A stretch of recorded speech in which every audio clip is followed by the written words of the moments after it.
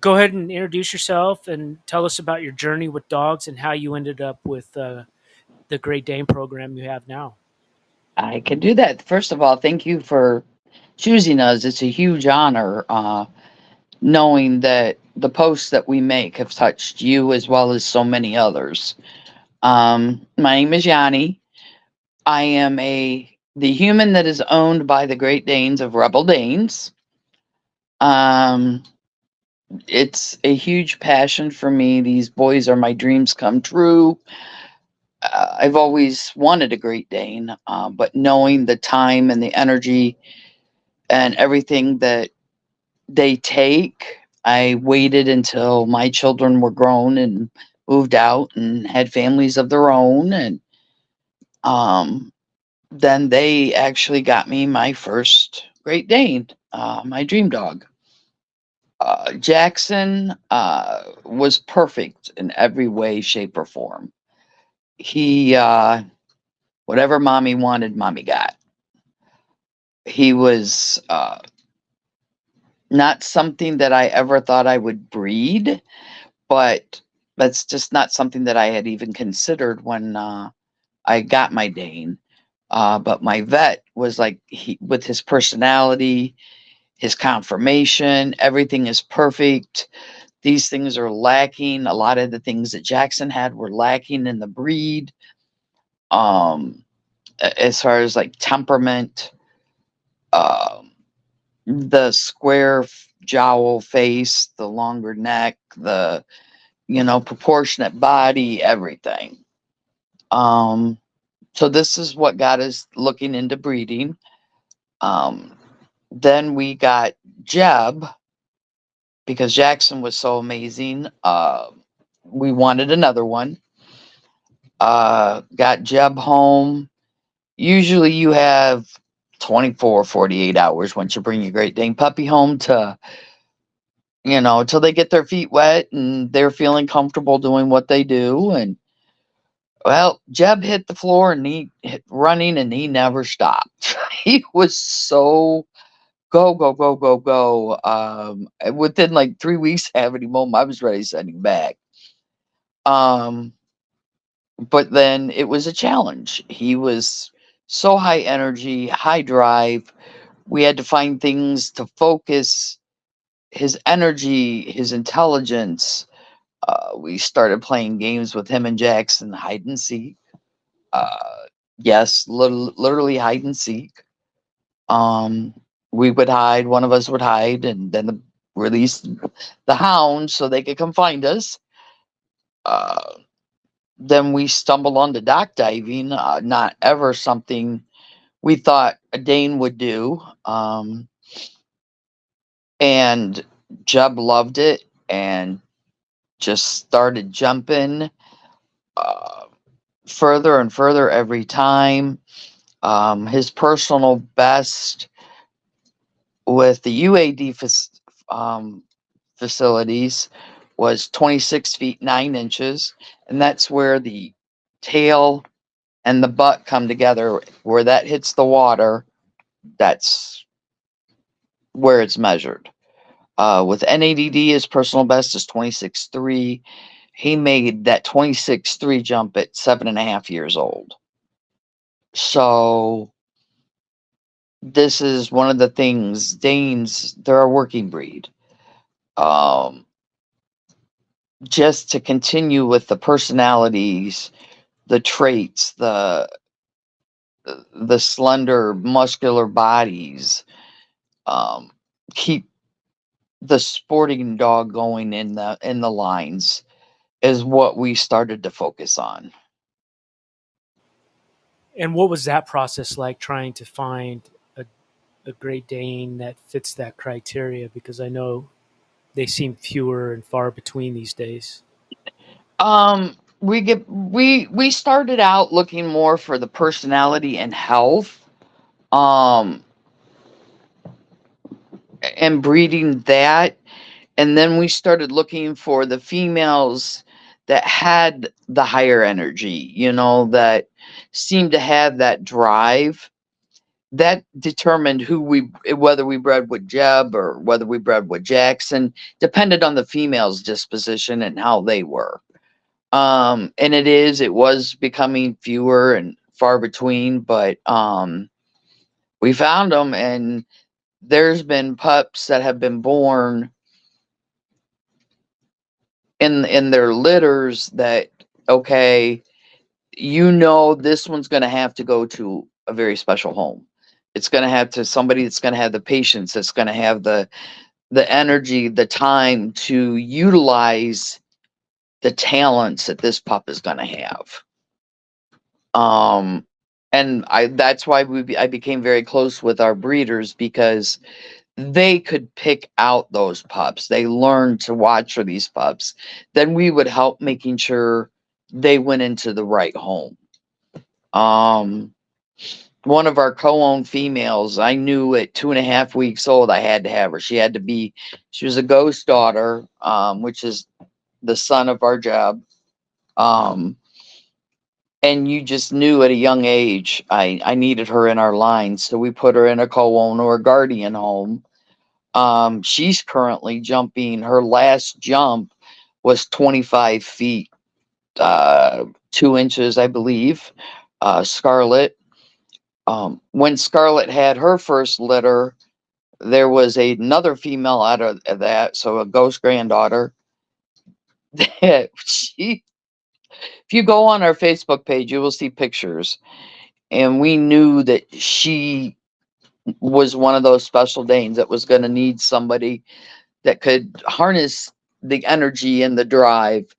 And we were blessed enough that some very good dock diving friends of ours from upstate New York that actually run a dock diving facility. They had met Jeb. They loved him. They were ready for one of Jeb's offspring at the time that we were looking for a special place for this pup. And she's doing wonderful out there. Wonderful. She'll be 2 here shortly, so she'll be able to begin her dock diving process. So we're anxious to see where Miss Willow goes. Talk about the process of training a Great Dane to compete at the highest level that they can in dock diving. What are some of the things that you prepare your younger dogs to do, and how do you get them used to the water, etc.? We will. We typically have a pool around here if the weather's right. Just a small one that we can get in and have fun. Anything we do with the water becomes fun. We go to for us it would be the gated dock, a pool, and we start letting them walk. Like, they have a ramp that goes down into the pool. Mom's in the pool with them with the toy. They start going off the pool, or off the ramp into the pool. I give them the toy, and they go back to the ramp and get out of the pool. We start that as young as possible. Once they're fully, vaccinated and able to be out and about, because it's a low level workout, especially with swimming. It's not the high impact. There's nothing. I do not allow the boys to go off the big boy dock until they are 2. I want to make sure they're fully grown, because that's a lot of dog running down a 40-foot dock and launching, into the air to catch a toy. Back at home, when we're not in the water, some of the things that we do, we play fetch. We do almost like some low level parkour, just getting their confidence built up. just there's different things. Teaching them one of the biggest things is teaching them to um, track the toy. That's we use a flirt pole for that. That helps also with fast cat, teaching them fast cat, which is one of the things we do as well. But it also teaches them focus. We've got a huge horse ball, 40-inch horse ball. We use that. Um, Anything to keep them in shape because you want them in the best possible condition to be doing these things that they love.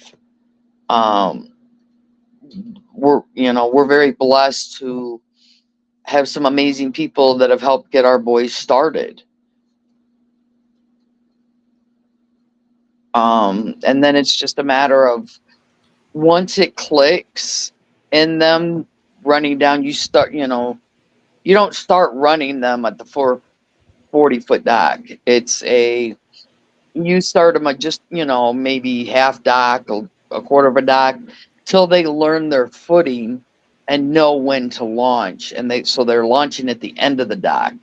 Again, you go to our Facebook page, we've got tons of videos. You will see when it's called Big Air, Jeb got the big air. He flew. It was absolutely breathtaking to watch. Um, Even being on the dock with him throwing the toy. And that's another thing that you have to work with is the timing. The relationship between the handler and the Dane is important because he's got to know when you're going to throw it, and then he can start tracking it as he's running down the dock. So there's just a lot of things that go into it, but the most important thing is making sure they have fun, because for us, that's all it's about. The ribbons, the rosettes, the titles. Yes, it's good for the breeding program, but those are just added bonuses for us because the real point is just showing what Danes are capable of and them having fun doing it. To be up there and see their excitement, that makes no matter what kind of day you're having, and when you see your fur baby having fun, that's just like it takes everything away. It makes a bad day good. The excitement that they have, you know, um, now Jeb would stay calm, cool, and collected until he got on the dock. And then it was that hound howl and bark and lunging and jumping. And now Ghost, his son, he sees the pool and he's going crazy. He's just wanting to go in. We have not started Bo yet, which is Ghost's son. Bo just turned 2, but Bo is where Ghost and Jeb were within the standards. They were at the lower part of the standards. Bo is at the higher end. And he's got that high energy, that high drive. My fear is with him, he's going to give it the 150% like Jeb and Ghost do, and the pool's not going to be deep enough for him because he is so big. So we're trying to decide what's going to be best for Bo. He's the high energy, the high drive. The boy can catch a 40-inch horse ball with the cover on it in midair. So the athleticism is strong in that one. But again, my fear is the pool. They're getting longer because the dogs are jumping further. All breeds are jumping further. But the one thing that hasn't really changed is the depth of the pool. And Bo's legs are so long. I'm just fearful that if he doesn't tuck them just right, he'll have a bad landing and injure himself. So that's a it's a scary thought for me because of course the first and foremost you want safety above all. So we're looking at other options, possibly maybe some barn hunt. Um, AKC has a new event out called Fetch. Bo's phenomenal at that. He loves Fast Cat, so there's different options if we see that dock diving's not going to be feasible for him. Although I know we've already had him in the water. Um, we started him out young. He's very toy motivated. I know he would dock dive, and I know he would get the big air like his grandpa did. But again, like I said, coming down into a pool that's only 3.5, 4 feet deep, that scares me. I was just thinking that, sometimes people get so wrapped up in the one thing that they're trying to do that they don't look at the bigger picture, that a dog like that is really good for your breeding program because he's Oh, he got such a good drive. yes, and he's got the personality. He is, and that's another thing that is super big for us because if Dane's temperament is extremely important as well as health and everything else. Danes can be, if not bred properly, they can have temperaments where their fear can turn into aggression.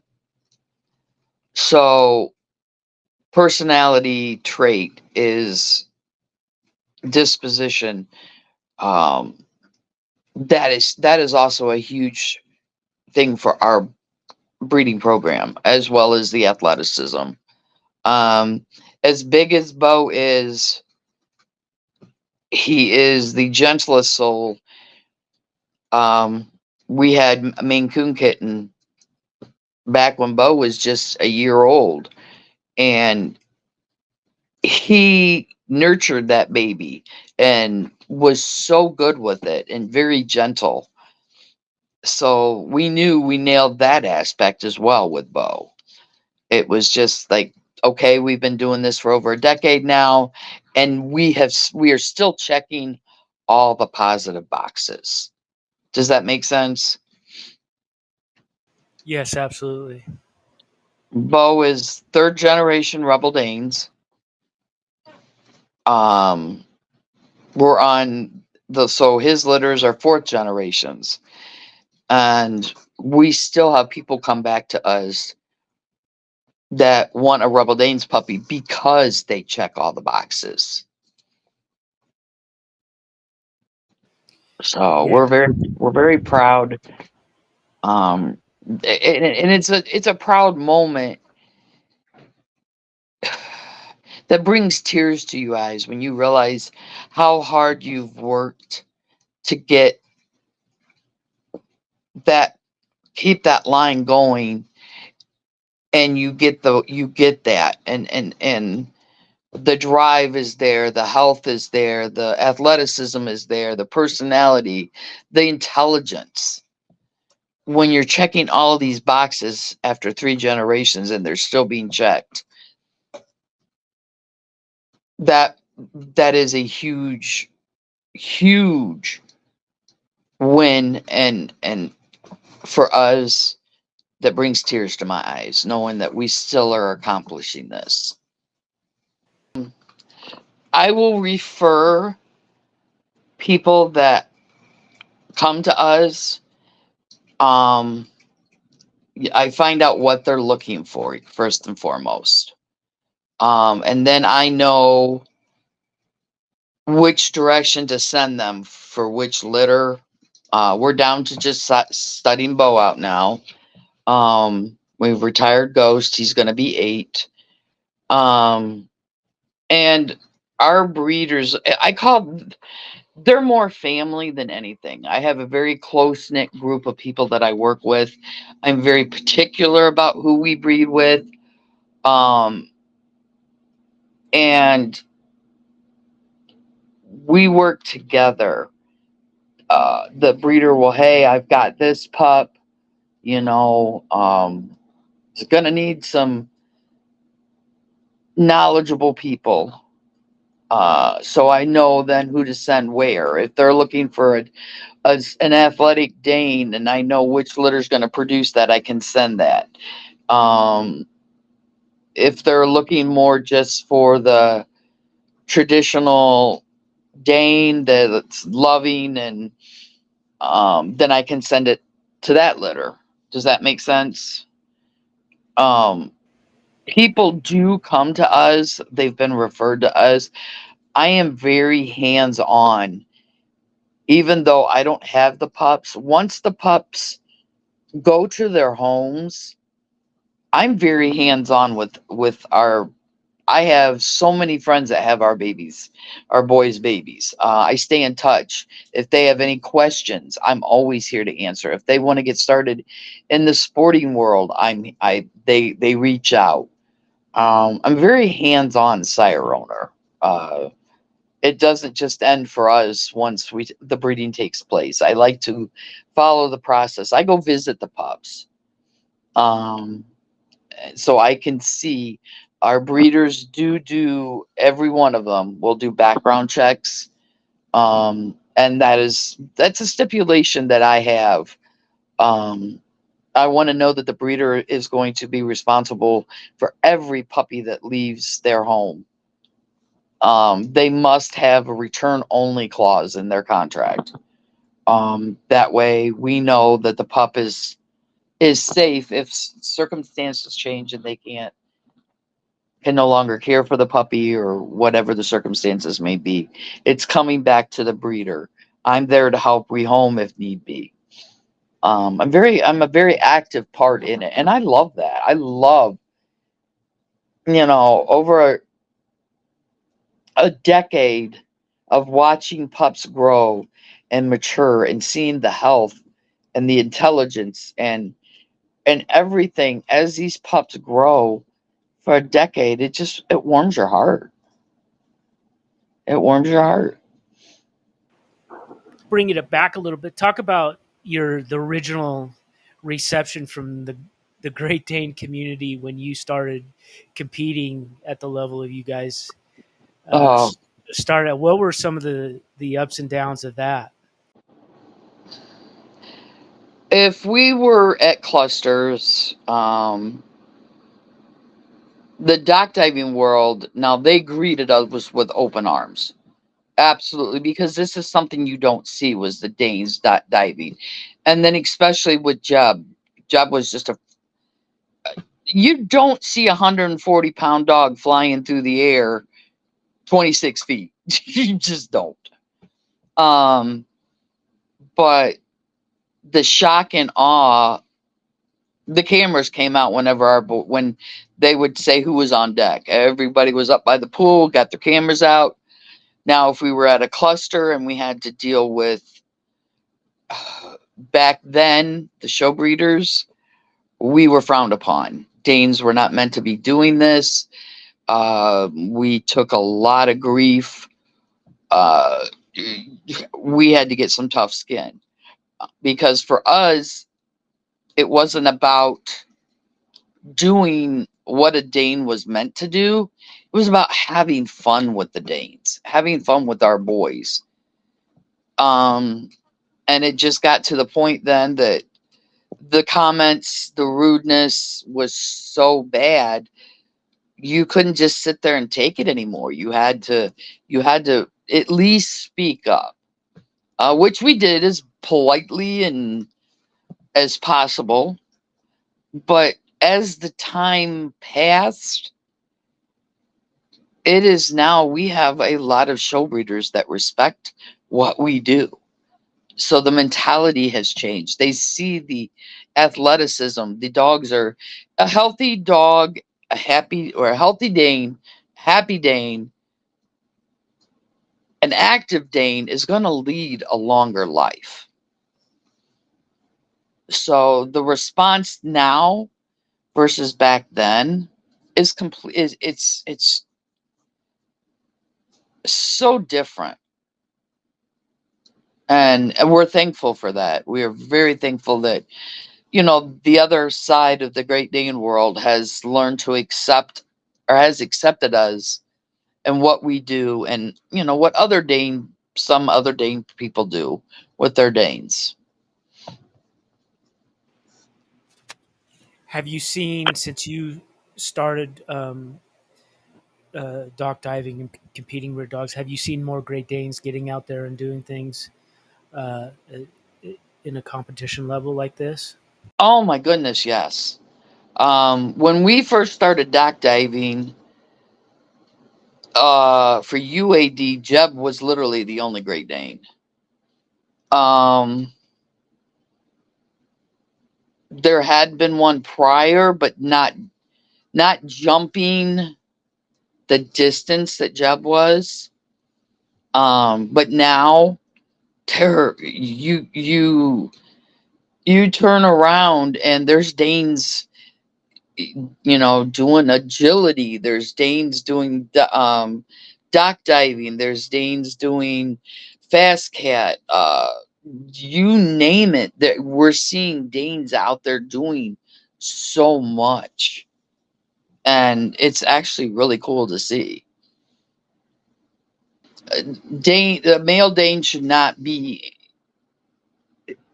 any smaller than 30 inches at the withers. Preferably, they want around 32. Um, and it goes up. They want a Dane should be. I call it um, the box look. They should be basically as long as they are tall. Does that make sense? Um, the elongated neck, the long the long muzzle that's smooth, should be like a box, almost like a box, a square boxy head. um they should be very a masculine figure. Males should be. I call it the hourglass figure. I want to see that hourglass figure, and that's how any Dane should be, really. um as far as our standards go, Ghost is right there on the lower end of the height. He is the box style, where he's as long as he is tall. He's got the beautiful head. Um, their feet, I call them like rounded cat paws. They should be um, not flat on the floor. They should almost like it almost looks like they're up on their tippy toes, but not. Does that you understand what I'm trying to say? Um, these are all standards that we do incorporate in ours. Um, but as I said, Ghost was on the lower side of it. Jeb was on the lower end side of the standard. That made for the perfect getting the air, getting the speed. Um, and now we have Bo that is on the higher end of the standards. He's still um, he is as long as he is tall. He's got the beautiful neck, that beautiful square box head. Um, Eyes are set in just right. There's not the droopy eyes. They're set. Um, but he is on the higher end of the totem pole, which, like I said, makes it difficult for us to feel that he would be safe dock diving. So yeah, for him, we've looked for the smaller females. Uh, the one of the things, uh, and he's got that perfect head. So if you've got a female that has, a smaller, more thin mask face, we breed with that female to help bring the head back to the standards. Does that make sense? Yes. Um, Personality is one thing I will not compromise on. It's hard to distinguish what their personality is going to be, but you can kind of tell with their temperament when you're visiting. Um, Structure wise, you can't you can gauge about how big they're going to be, but you really don't know for sure. Um, I definitely want that. There's, I want that box look. I want that beautiful head.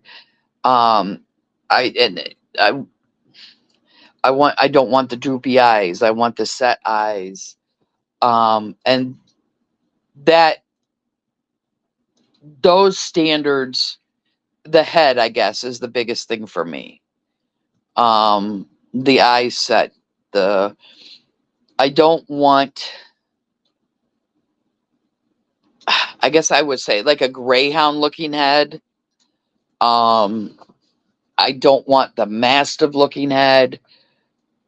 I want something that is in between. Does that, that's a huge for me. Um, I want to see the the gait. I want to see that puppy's got to have that good walk. The I want to see the happy tail. So, how important is like the hind quarters, like the rear angulation and stuff, as far as them jumping off the dock? Is that something that you really pay attention to, or is that something that you could build up? That's something you can build up. That comes with. I mean, you want it. Of course, you're going to want the good set. You're going to want that slant, the hocks being right where they're, the proper angle. You don't want anything that looks as if it's a deformity. Um, but that's one thing that we do work on. This is going to sound so horrible. I'm very good friends with um, the lady that owned the sire of our Jackson and our Jeb. I dearly love Barb. We've been friends forever and a day. And one of the things that we do is we do work on building those hips, the hind end up. And she loves it when she sees our boys because she says, you always know it's our boys because of the ass muscles.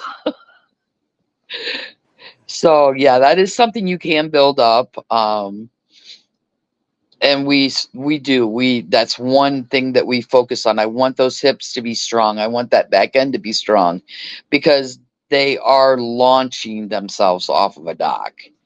It's not like they're just jumping. These boys launch. So that's huge.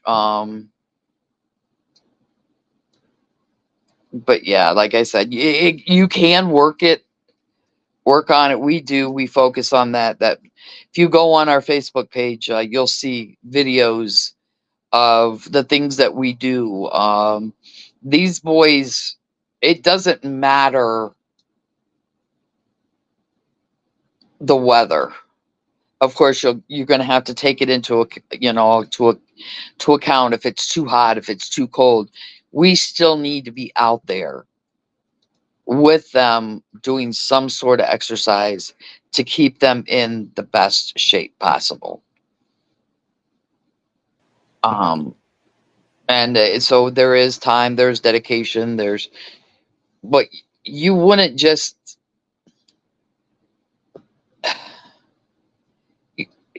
these are my babies. I don't want to put them in harm's way in any way, shape, or form. So I'm going to do everything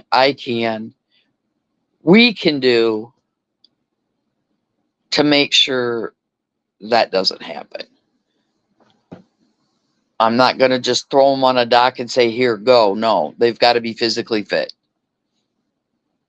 Heart is another thing. I would not, any heart issues, any defects, or even a murmur, anything like that, because not that we've dealt with that before, but that's huge. That's something I would not, because what they do, they need a good, strong heart to be able to keep up with the activity levels. Talk about some of the modern health issues that um, Great Dane people need to be aware of, and what are some of the things that you try to do to prevent passing on those genetics? Our boys are cardiomyopathy is big, unfortunately. You've got, different types of cancer. Um, bloat is big. Hip dysplasia. Um, that can be genetic, but that is also could be led by environmental. We do genetically health test our boys to make sure that they are not carrying a gene that can be passed along. Um, as far as the OFA testing, I do not do hips and elbows. If we do the OFA heart, but I want it done. I want an echo done. It's not going to be, or an ultrasound. I don't want it to just be where I walk into a clinic and they listen to the heart. So people, that's another thing people need to be aware of is, okay, they're Dane, both parents are health tested. Ask questions. What kind of health testing did they have? Did you just go to a clinic where a doctor just looks at their eyes, just listens to the heart and feels their hips? Because you know what? You can get OFA numbers by doing that. Uh, it's a very, very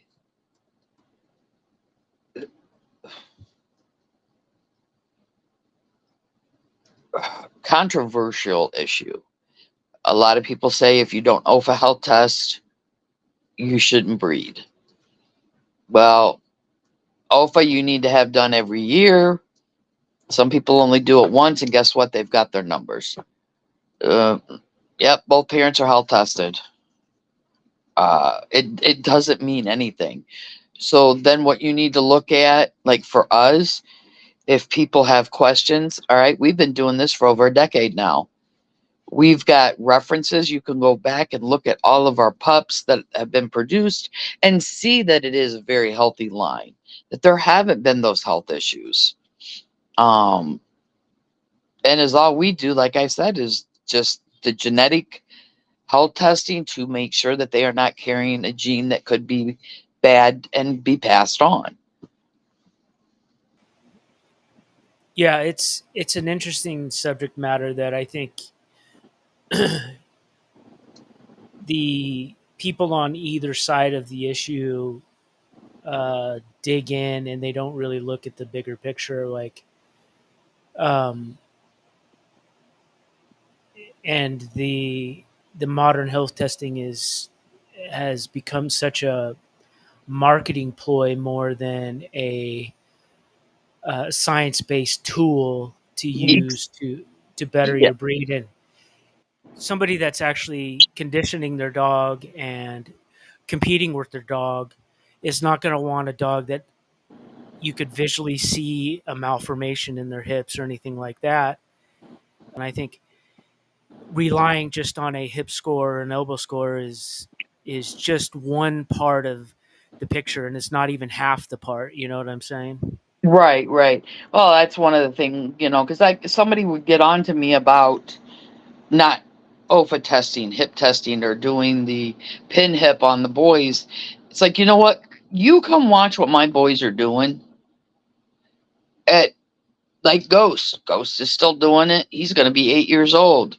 Jeb was doing it almost 8 years old. When your dog can do that at, at almost 8 years old and you think there's hip issues, I don't know what to tell you. That's just more proof in the pudding than, I'm sorry, than an x-ray.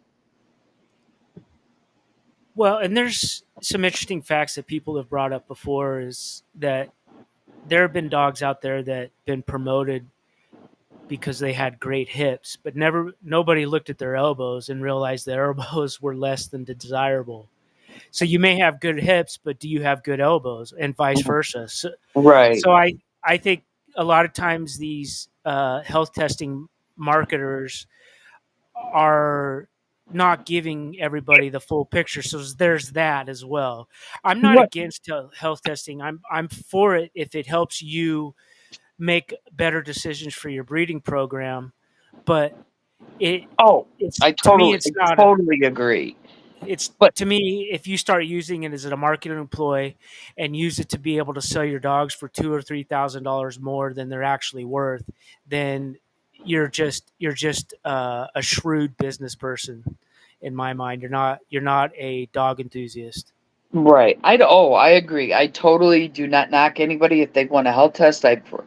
I'm not going to downgrade them for that. I applaud them for wanting to make sure that their dog is healthy. But with these certain health tests, it also does not mean, and this is where a lot of your buyers, feel safe because all the parents are health tested. Yes, they might be health tested, but that does not mean they that the pups aren't going to have issues. Is all it means is at the time those tests were done, the dog had no issues. So it's providing a false, almost like a false sense of security for buyers. As far as the health testing goes, that's where you need to get the lineage involved. Okay, we've got two generations that have been health tested, and their lines are proving to be healthy, no issues. Now we're at three generations, no issues. That's where the health testing, yes, that's great. Because now you got two, three, so on generations to prove that there's no issues.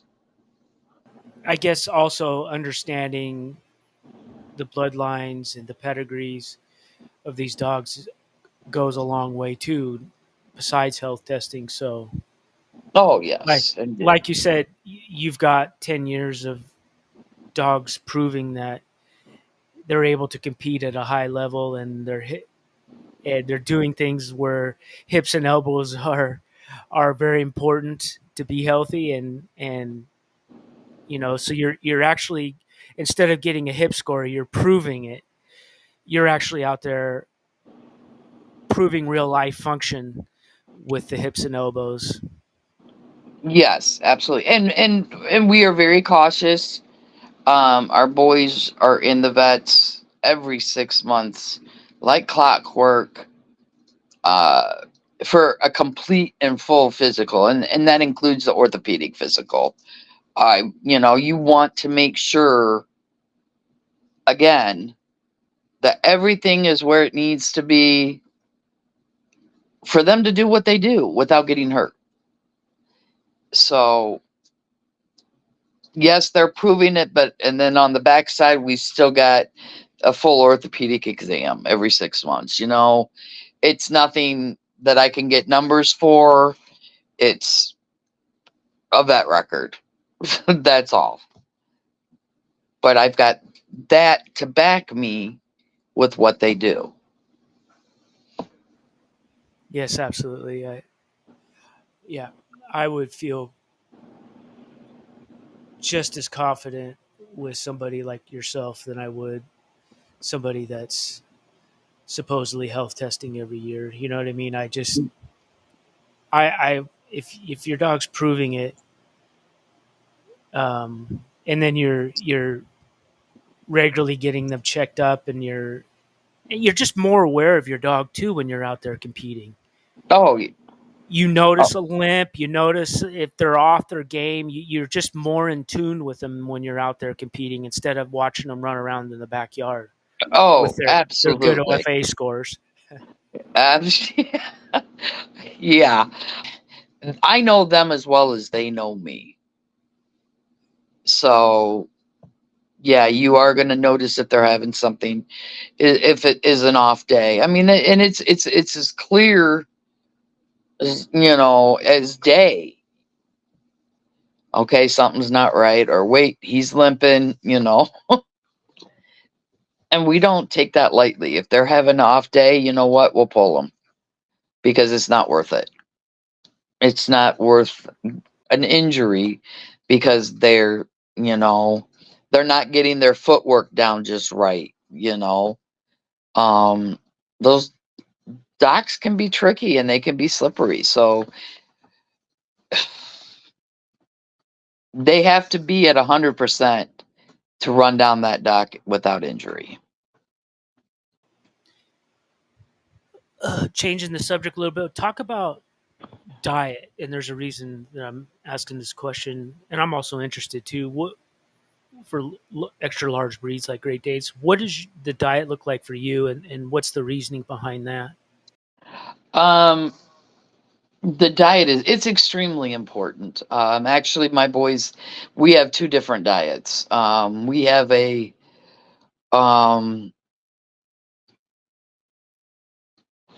a winter diet, so to speak, and a sporting season diet. High, and it's not just you can't feed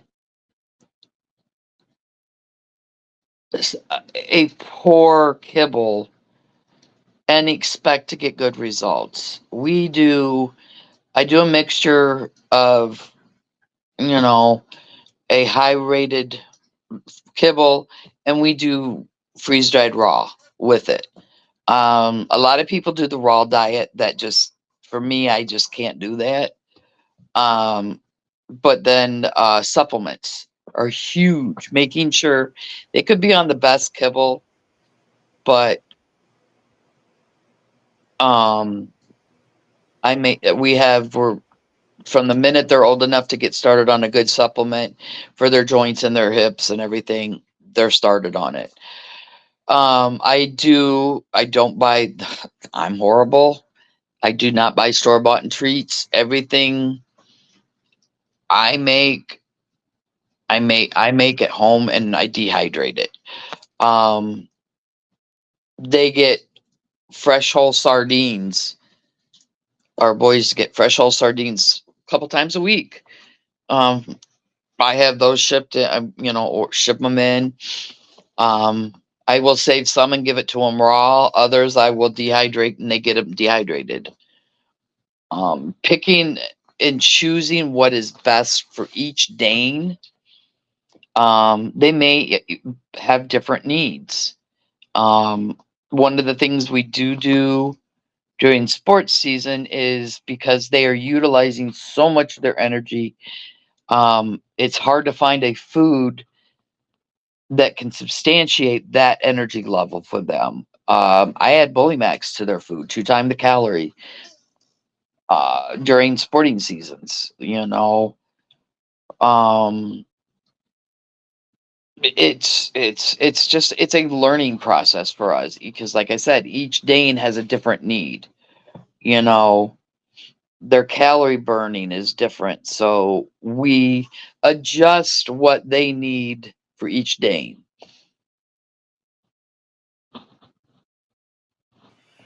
And what are some things that you do to try to prevent bloat? What and, and talk a little bit about what bloat is and how it develops in a Great Dane. The bloat is where basically the stomach turns. It's very painful for them. Um, unfortunately, it can cause death. Um, for us, there's so many controversial. I do raise feeders. Um, a lot of people say it doesn't help, but you know what? I've had how many Danes for how long? I've always used a raised feeder and have yet to lose one to blow, or even had one blow. Um, it can be stress. It can be caused from stress. It can be caused water bloat when they drink too much water after they eat or before they eat. Um, activities uh, after eating or before eating, and So what I do is I monitor their water intake before and after a meal for a couple of hours. Our boys are not allowed any exercise, any kind of high energy, anything for an hour and a half before they eat and an hour and a half after they eat. Again, the raised feeders. It's just things that you can take like I said, in precaution. On the days that they are competing, um, I had so many people say, just don't feed them. Just don't feed them that day until you're home and they've rested. And it's like, I can't do that. These guys need something. So I started looking, and that's where I started dehydrating food. So I could give them small things throughout the day, dehydrated chicken strips, you know, um, just, and I would time that in between their splashes, and just doing whatever I can possible. And sometimes you can't predict it. You can't, no matter how much caution you take, it could still happen. Um, any large chested breed dog is going to have those issues. It's not just the Great Danes, it's with any of your giant breeds, or even your large breeds that are, have the deeper chest. Um, it can be genetic, I guess. They're looking for that gene now, where they can determine if it exists. That's one of the studies they're working on.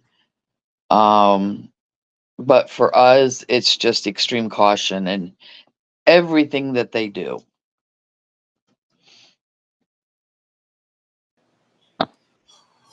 Where do you see your program in, say, 5 years? What are some goals you want to accomplish? Um, we're running down. I'm not getting any younger. I've had a lot of health issues, excuse me, here lately, this last couple of years. So we're unfortunately winding our program down. Um, Bo is going to be our last name. Uh, but making sure that the lineage, we've got people out there that are going to help continue the lineage. They've got the pup that we're looking for, and everything. I will continue to follow the lineage, but it wouldn't be fair bringing any Dane puppy in at this point, because I am not physically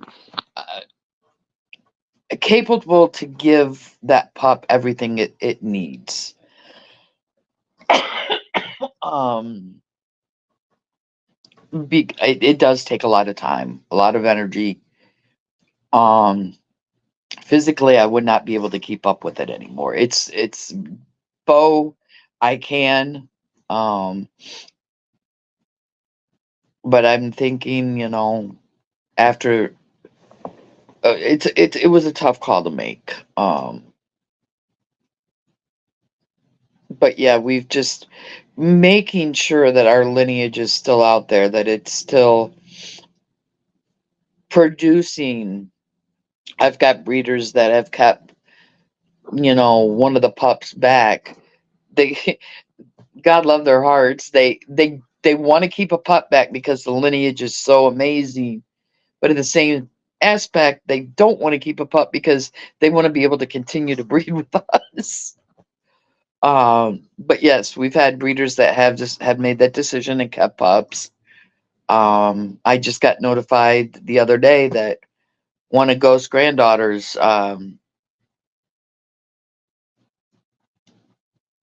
had a litter, and that's a breeder that kept a pup. Watching these other people making sure that all those boxes are checked, that they're continuing with, we're just, continuing with the lines that we want. For the next few years, while Bo is still at it, I'm just going to double down and make sure that the females are the right ones to pick that are going to better enhance everything that, like, even you would look for in a pup. You know, the intelligence, the personality, the conformation, the health,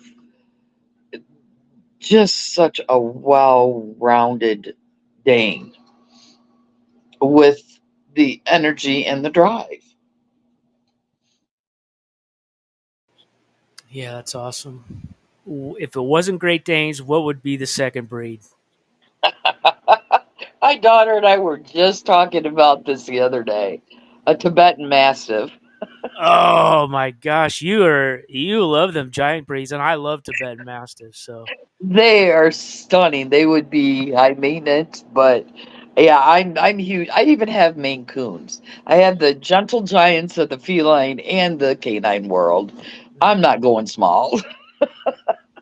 that's awesome. Yeah, That's Tibet. fun. They're stunning, but I waited 45 years to get my first Great Dane. Um, you know, you've got to make sure you do your research and you know what you're getting. And that is one of the reasons I waited 45 plus almost 50 years before getting my first one. Yeah, yeah. So I can do Well, right by the breed. well, I really like what you accomplished in that time, and it's it's really cool. And like you were saying, I want people to know that you are suffering from a pretty crappy injury. So I know you're probably in pain in there, and I really appreciate you being able to tough it out. You're probably tougher than I am. No, no, no, no. I probably would have been curled up in bed with my foot up if I was you. I don't think. I'm in the chair, so Yeah, it's elevated, but I'm the only one here now. So even with the injury, like I said, the boys still have to run. I yeah, still have to do. It's a responsibility, yeah, and they can't suffer because I'm suffering. yeah, So, and besides, I was talking Great Danes. It doesn't yeah. matter how sick you are, whatever. Us Dane people can talk Danes forever. That's awesome.